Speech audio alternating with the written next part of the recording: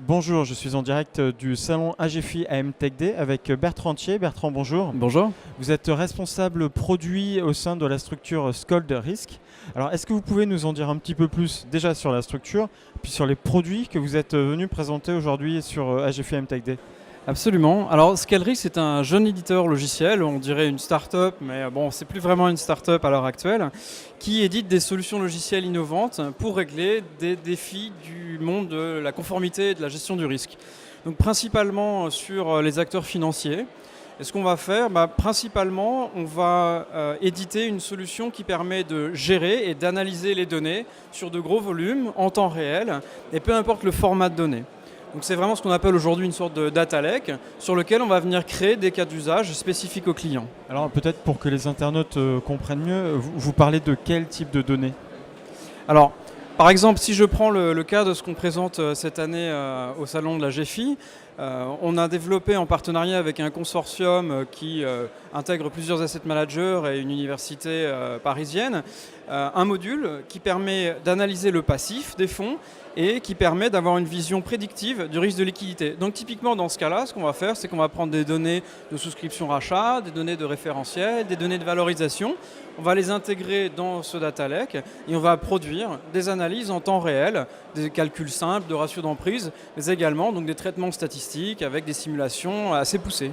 Alors justement, quelles sont les attentes de vos partenaires ou des prospects actuels vis-à-vis de ce type de solution?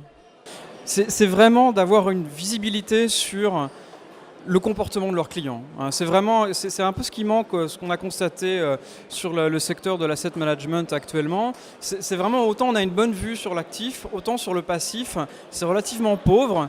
Et notamment parce qu'on n'a pas les outils pour pouvoir gérer ces données qui sont assez complexes, parfois de qualité relativement faible. Et donc on travaille vraiment pour faire en sorte que les asset managers se réapproprient ce passif et en tirent une valeur ajoutée. Alors tout à l'heure aussi, vous évoqué le fait que l'AMF est un de vos clients.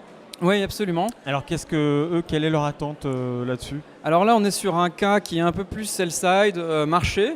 Donc l'AMF, finalement, c'est le régulateur qui doit analyser l'ensemble des transactions de la place pour détecter s'il y a des abus de marché, comme le délit d'initié par exemple.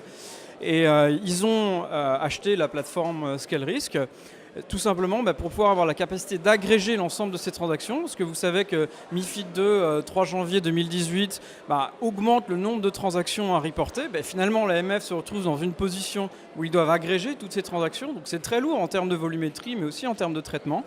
Donc une plateforme pour pouvoir stocker, mais également pour pouvoir faire des analyses poussées en temps réel, même sur un volume de données assez conséquent.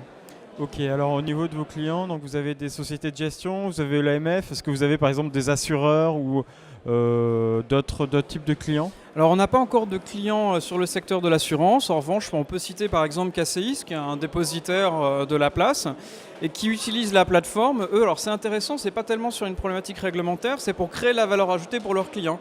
Ils utilisent la plateforme pour simplement pouvoir regrouper un certain nombre de données, donc des historiques de transactions, et proposer à leurs clients des services d'analyse de données à valeur ajoutée, comme par exemple une vue prédictive sur le comportement des investisseurs, des KPI sur les fonds en temps réel, des choses qui n'étaient pas en mesure de proposer par le passé à cause de la rigidité des systèmes, tout simplement.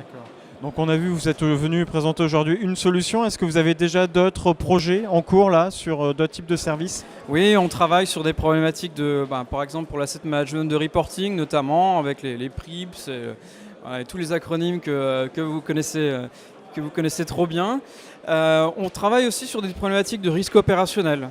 Donc là, sur la conformité dans les acteurs financiers, on va être sur du blanchiment, par exemple, pour une problématique de KYC, où là encore, finalement, l'approche qu'on a, c'est de dire on part de la donnée. Finalement, pour bien connaître son client, c'est avoir les bonnes données. Donc on a cette capacité de regrouper les données qui viennent du CRM, de flux externes, de réseaux sociaux, pour avoir une vue vraiment, on va appeler 360 sur le client et faire un KYC vraiment profond. Bertrand Thier, je vous remercie. Merci à vous.